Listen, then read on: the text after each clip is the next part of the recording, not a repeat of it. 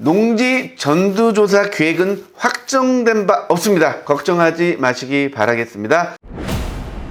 반갑습니다. 농지 전수조사 때문에 너무 전화가 많이 와서 여러분에게 다시 한번 안내드리겠습니다. 농지 전수조사 아직은 확정된 바 없습니다. 첫 번째, 그래서 아직 걱정하지 마시고요. 두 번째, 나무도 농사인가 질문한 분이 굉장히 많습니다. 농사를 지으면 되는데 어떻게 해야 나무가 농사가 되는가 두 번째 알려드리고요. 세 번째, 우리가 해야 할 일, 전수조사를 받지 않기 위해서 우리가 해야 될 일, 이렇게 세 가지 여러분에게 안내하겠습니다. 농신축산식품부에서 보도 설명 자료입니다. 3월 2일자죠. 농지 전수조사 계획은 확정된 바 없습니다. 연합뉴스, 정부 사실상 첫 농지 전수조사 추진, 수도권 투기 위험군 중점, 이렇게 보도를 했습니다. 이거죠. MBN에서 사상 첫 농지 전수조사 나선다, 이렇게 이재명 대통령이 농지 투기에 대해서 한마디 하니까 언론들이 굉장히 많이 떠들고 있죠. 금방이라도 농지 전수조사를 할 것 같지만 사실은 그렇지 않습니다. 농림축산식품부에 전화가 엄청 많이 오나 봐요. 그래서 보도 설명 자료를 냈습니다. 보십시오. 투기 위험군을 강도 높게 조사할 예정인 겁니다. 인구 소멸 지역 이런 데는 걱정하지 마시기 바라겠습니다. 수도권 투기 위험군을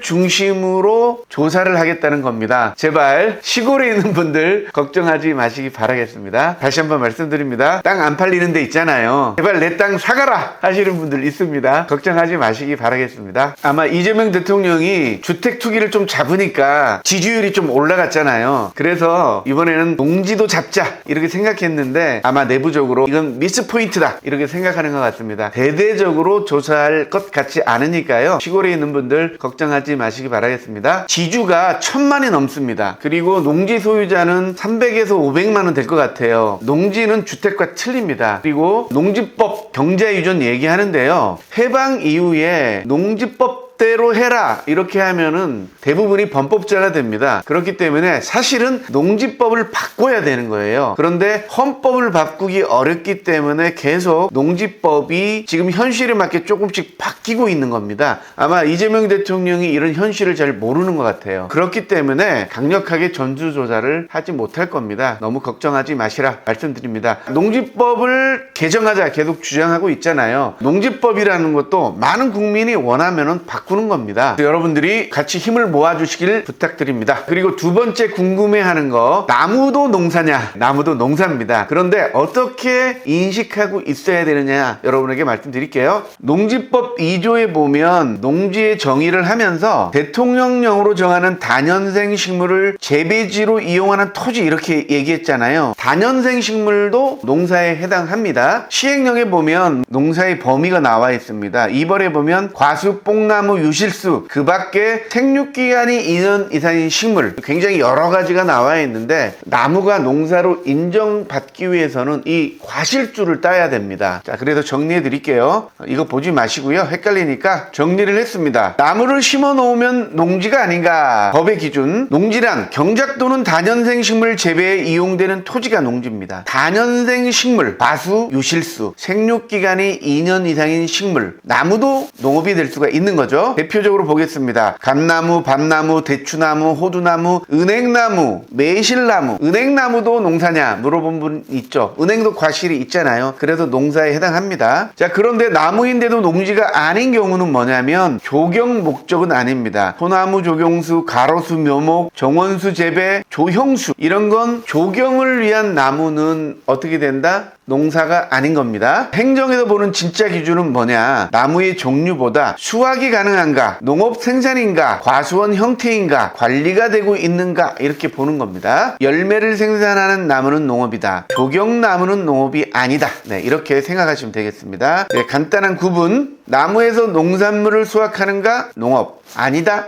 그러면 임업이나 조경이 되는 겁니다. 이렇게 구분하면 쉬울 것 같으니까요. 나무를 심으려는 분들은 뭘 해야 된다? 과실수 위주로 심으시기 바라겠습니다. 침엽수는 어떻게 되는가? 이 좀 헷갈려요. 저도 헷갈려서 물어봤는데요. 침엽수 같은 경우는 될 수도 있고 안 될 수도 있는 겁니다. 생육기간이 2년 이상인 식물은 침엽수잖아요. 침엽수도 생육기간이 2년인 이상인 식물이니까 원칙적으로 포함될 수 있는데 문제가 뭐냐면 농업 생산이 아니라 조경, 임업으로 해당할 수 있다는 거죠. 소나무, 향나무, 주목, 편백 이런 것들은 조경에 해당하기 때문에 농업이 아니다 이렇게 얘기할 수가 있는 거죠. 그리고 임업이다 이렇게 얘기할 수 있기 때문에 농지이용으로 인정되지 않을 수가 있습니다. 하지만 생육기간이 2년 이상인 식물이기 때문에 우기면 될 가능성도 있습니다. 농지에 소나무, 이 조경수나 임업으로 해당하는 거는 웬만하면 하지 말고요. 수확이 가능한 과실수를 심자. 여러분에게 말씀드립니다. 하지만 이미 심어버렸다. 그러면 아까 얘기한 2년 이상, 생육기간이 2년 이상인 식물이니까